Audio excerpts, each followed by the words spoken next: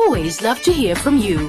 Send us your views, comments, and videos with your name and town to the One Africa TV's WhatsApp on 081 200 6659 or send an SMS to 555. One Africa TV. It just gets better.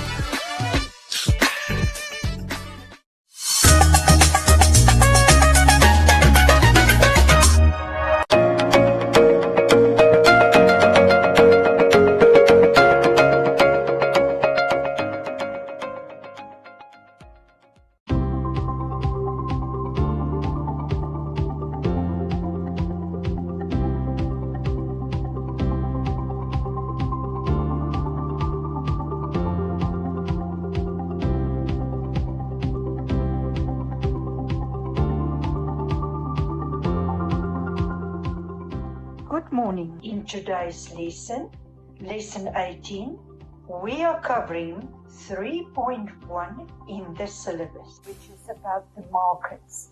Firstly, we will look at a definition for a market, and then we will look at different types of markets. But before I start with that, I want to discuss your questions that you have answered in lesson 17. The first question was on the bull market. What is a bull market? If you look at the stock exchange and they talk about the bull market, this is a market where the prices of shares are, they predict that it is increase or will increase, or it's already starting to increase. This is normally a market where you are encouraged to buy as quick as possible and then wait until the price even increase by more and sell then the shares that you have to make or to maximize your profits. Then the difference where we look at a bear market in a stock exchange, a bear market is where the prices are dropping. So if you do have shares, this is the situation where you sell as quick as possible because you want to get rid of that shares to minimize your losses. The second question is the difference between a preference share and an ordinary share. You can see that we only have allocated 4 marks to it. So 2 for preference shares and 2 for ordinary shares.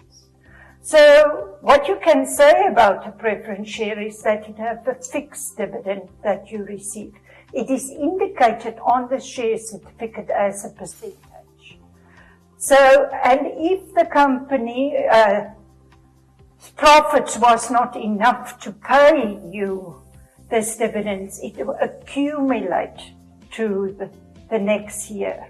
So it means then they will pay you next year's dividends plus this year's dividends.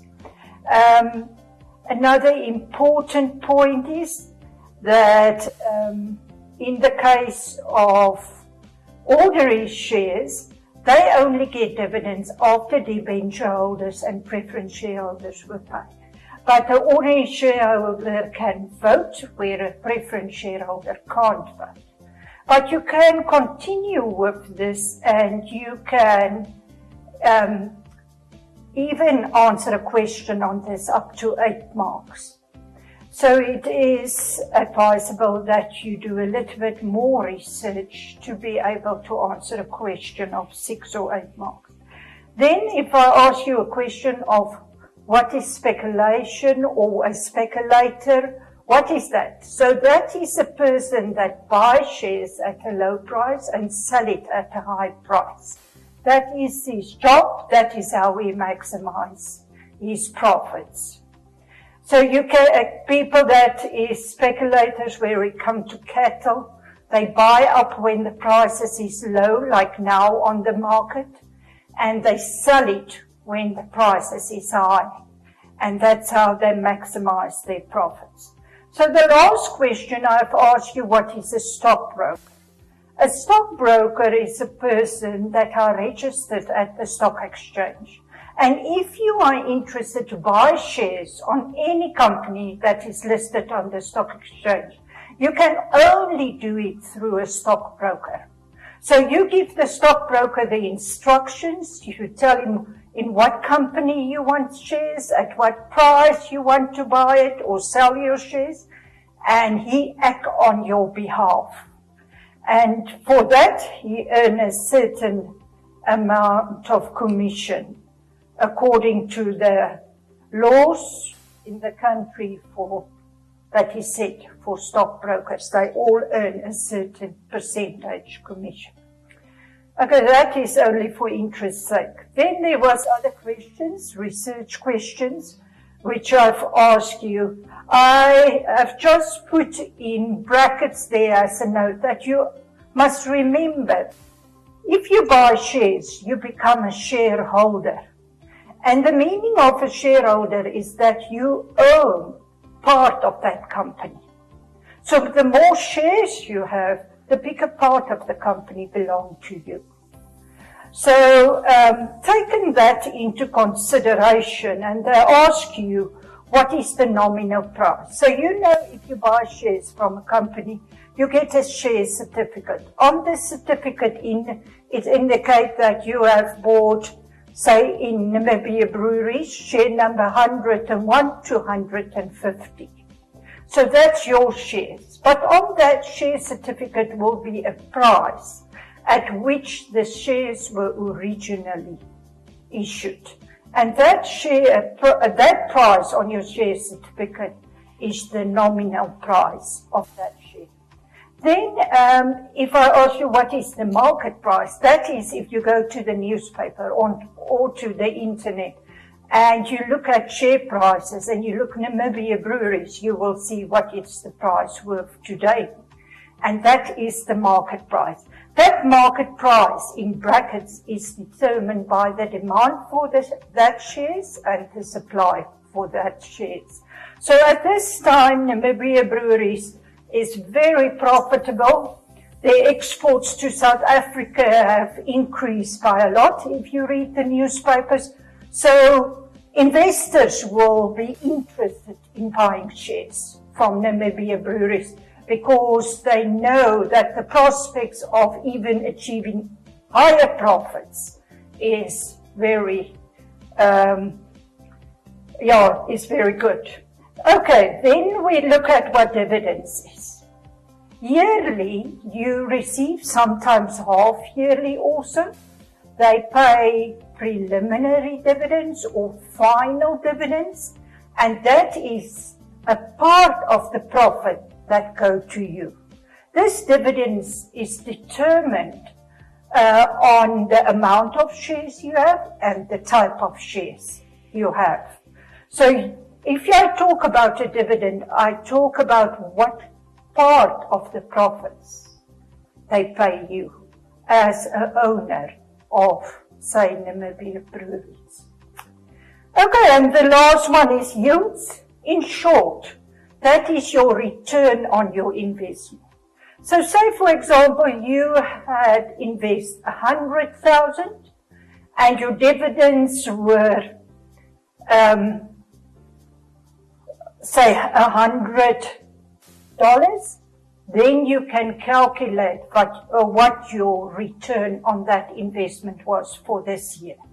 And you can then calculate for yourself, is it worthwhile to keep my shares in that company, or must I rather move it to another form of investment, like a fixed deposit in the bank, for example, or invest it in a more profitable business.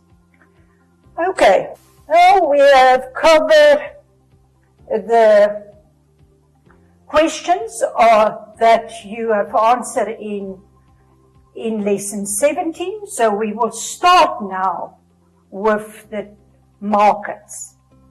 So the first question, if I ask you what is a market, you must remember a market is not like in the old days anymore, or don't have to be like that you go to a certain place and there all the buyers and the sellers meet each other.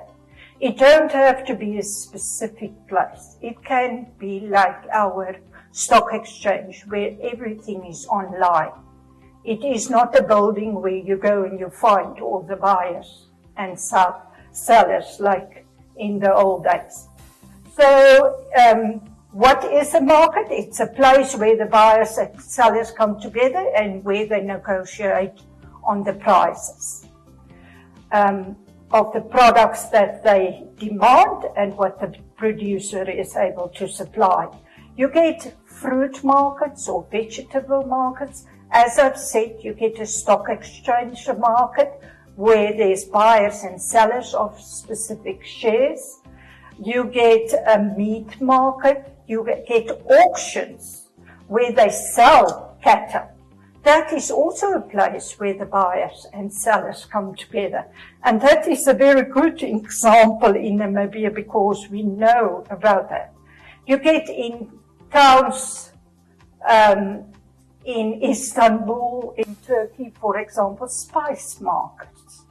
So there is lots of different markets. Also money markets. You remember when we have talked about the stock exchange or the exchange rate? You remember we have said that it also has to do with the demand and supply of a currency. So this is also found in a money market. Okay, then we have three types of market structures. The first one that we will discuss is a perfect competitive market structure. Then we also get a monopoly or a monopolistic market, and we get a monopolistic competitive market. Now you have seen all these markets, they are around you, you have experienced them. So as we discuss, you will pick up which of the businesses that you know, how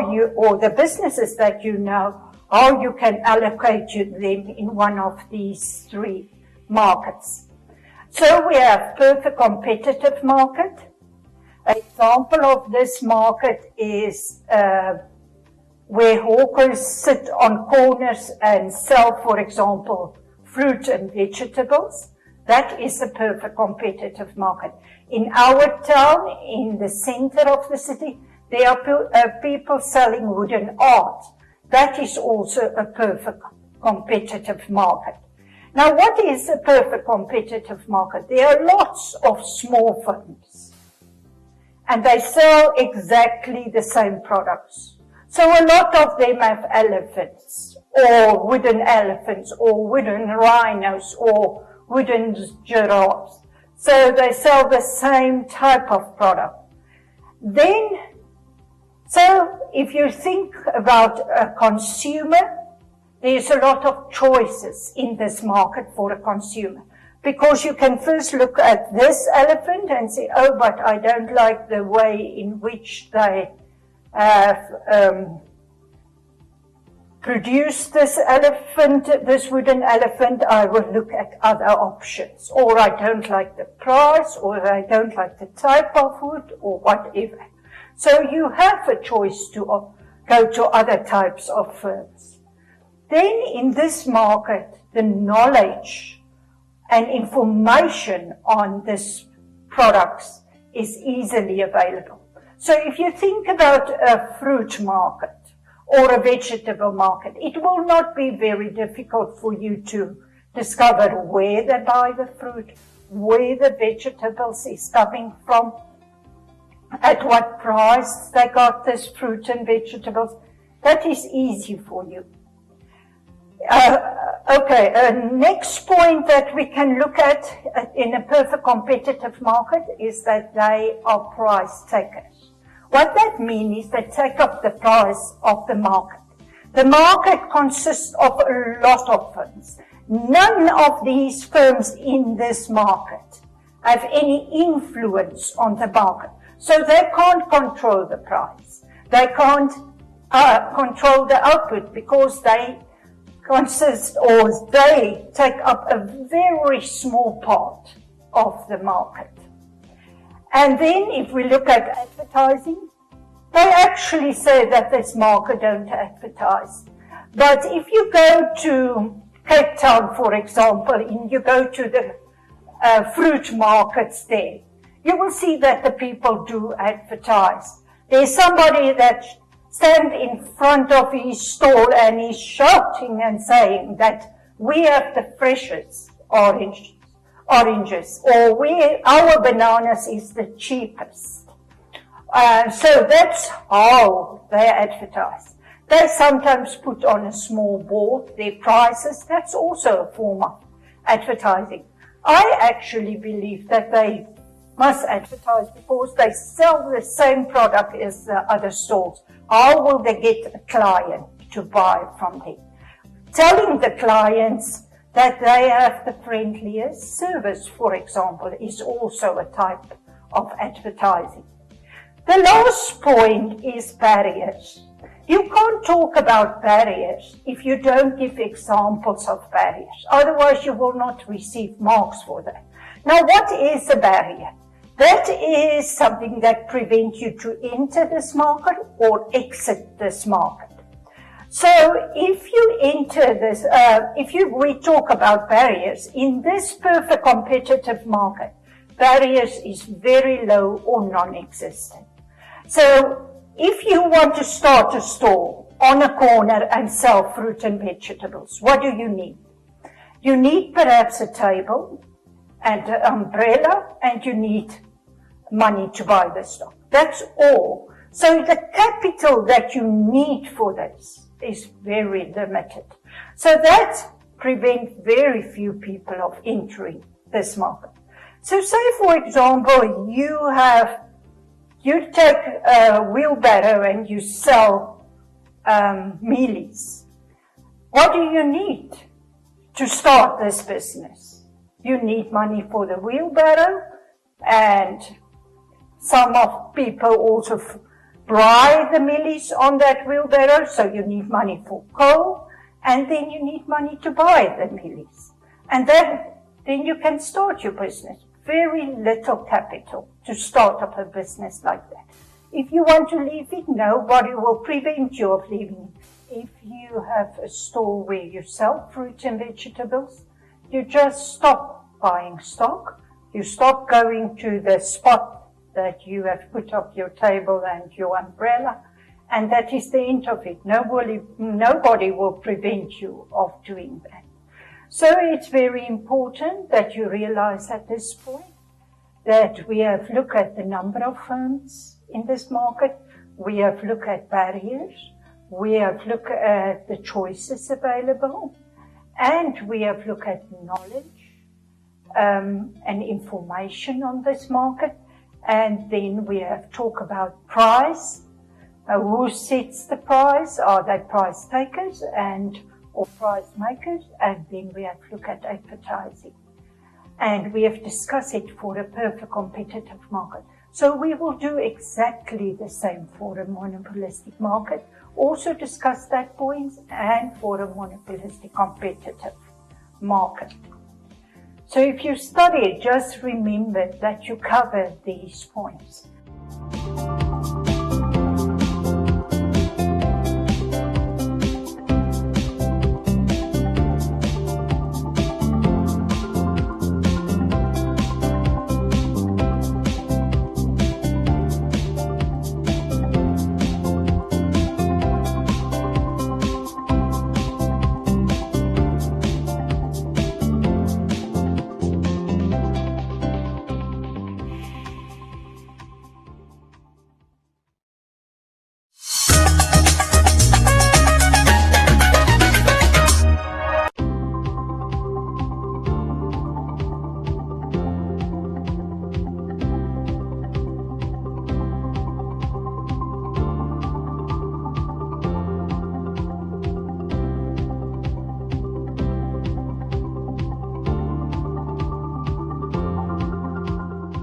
Okay, the next type of market is a monopoly or a monopolistic market.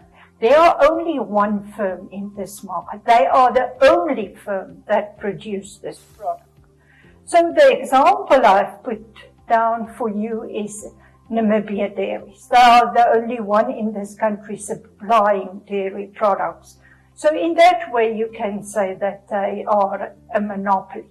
Although if we consider that there are companies from South Africa that also put dairy products on our market, they can't actually act always as a monopoly. But they have a lot of features where you can classify them as a monopoly. They are the only one firm that produce dairy products.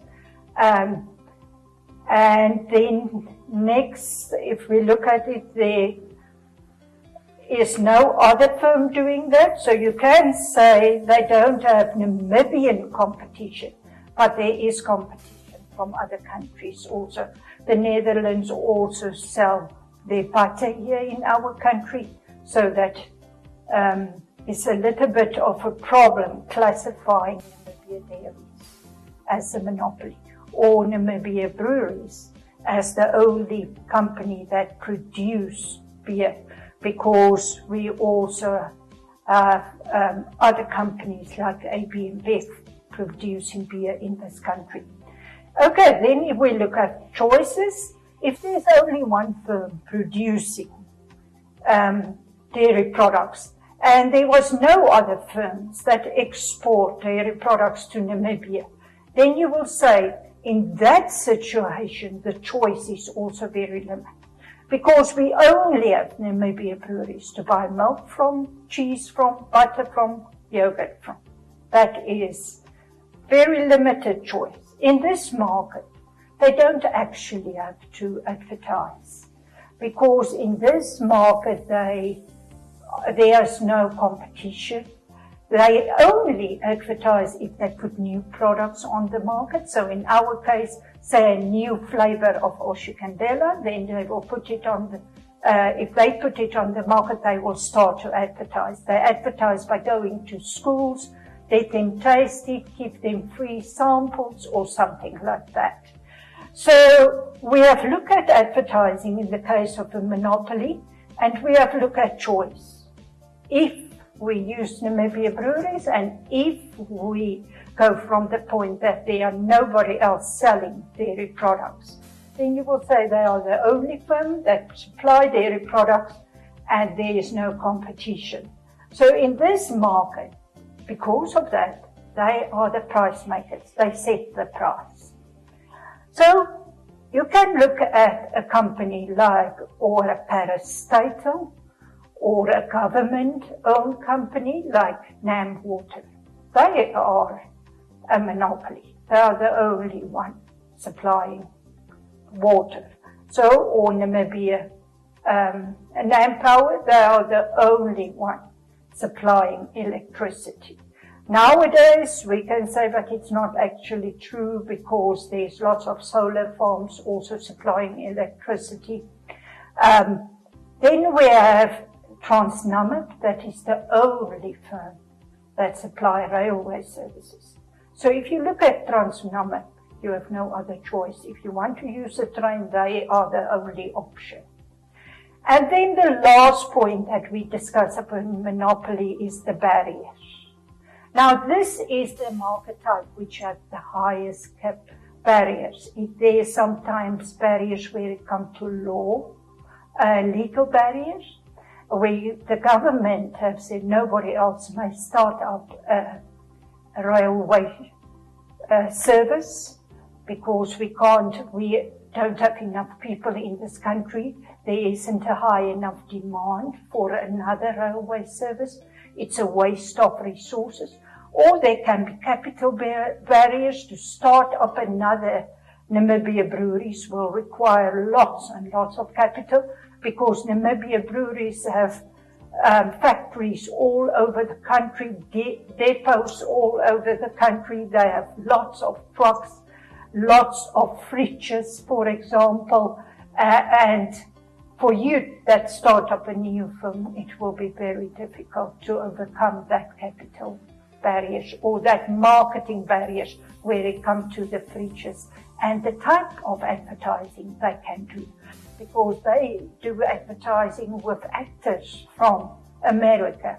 So that type of advertising costs a lot of money, and to do that type of marketing is not possible for a small firm. So that type of barriers will prevent other firms to enter this market. Okay, we look at a monopolistic competitive market. Here is clear pictures or examples for you, like Steers or Wimpy. They all sell burgers. So there are few firms in this market that all sell burgers, but the burgers have a differentiation on it. Not everyone's bread is the same. Not everyone uses the same, say, salad or tomato or sauces that they put on. And that's why we can say a few firms in the market, they sell the same product, which is burgers, but the burgers have a differentiation on it. So each one, they bake their patties in a different sauce or different spices. And that's why we said the products in this market is the same, but they have a differentiation from the other firms. Then this market, there is a wide choice for you. If you don't like the price of Steers, you can go to Wimpy. If you don't like the taste of a chicken burger at, say, Kentucky Fried Chicken, then you can go to Steers and eat their chicken burger because you believe that, or you like their sauce better. So in that case, the choice, you have a choice and options to go to. Then in this market, this is the market that rely the most on advertising, because they tell you continuously through advertising why their product is better than their competitors. They also give free toys to children, anything to get the clients to rather make use of their products.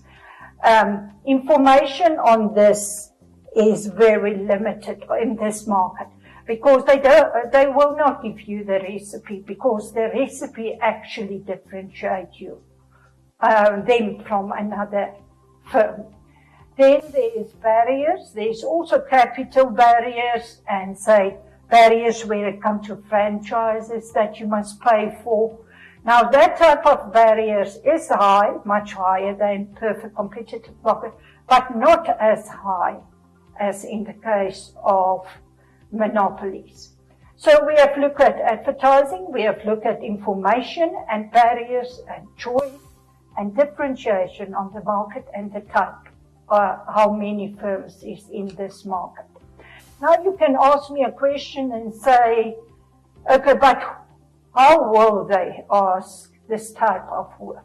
They normally give you a situation and they talk about a specific business, and then they will ask you, from the information given, identify the type of market this firm is functioning in. So you will see now in the homework, I ask you advantages of a perfect competitive market and advantages of a monopoly. And then I also ask you, how is it possible for monopolies to exist? How do you create a monopoly? And then the third question is, why do they see monopolies as market failures? We will look at that later on. Then I have exam questions for you here. Example of a firm in Windhoek that run in a perfect competitive market, and give reasons for your answer. And then the next question is a question on a poultry farm outside Windhoek. And if you look at this paragraph given to you, you must then identify in which type of market this poultry farm is functioning in.